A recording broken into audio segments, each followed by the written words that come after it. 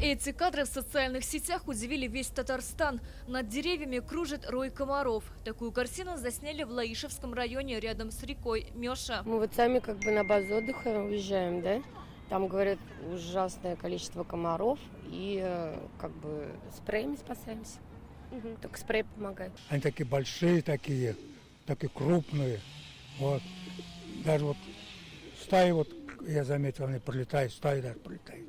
Комары. Схожую картину наблюдали и в соседнем Башкортостане. Люди говорят, комаров так много, что они напоминают смерч. Да я видел. В Ханты-Мансийском автономном округе комары буквально облепили машины и квартиры. Эти кадры из Нижневартовска. Жители плотно закрывают окна. Такая же ситуация на квартале в Казани. Жители, которые живут где озер, вот особенно на Чуково, вот они жалуются, что комаров очень много.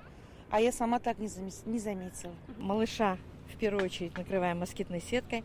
Дома вообще жили без москитных сеток, теперь вынуждены москитные сетки заказать и сделать. Комариный смерч – явление редкое, но для людей он не предоставляет опасности, говорят энтомологи. Он образуется под влиянием воздушных масс. Насекомые не в силах противостоять ветру. Совершенно это не опасное явление, оно даже хуже для комаров, потому что они нормально летать не могут и питаться. Более агрессивными они не стали. В принципе, в этом году численность на таком стандартном уровне, их ни больше, ни меньше. Комары могут быть переносчиками малярии, вирусов лихорадки Денге и западного Нила. Последним в Татарстане в этом году заразились уже 15 человек. Большая роль перелетных птиц, которые переносят на наши широты, на нашу территорию вирусы из далеких жарких стран.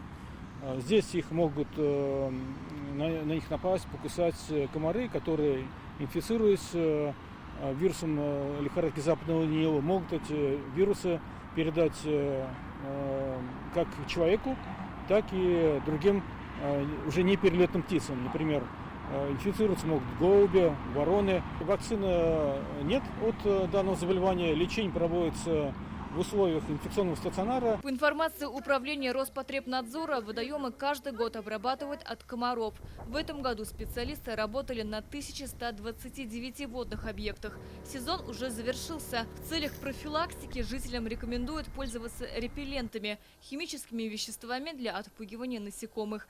Сирина Васильева, Альбина Минаева, ТНВ, Казань.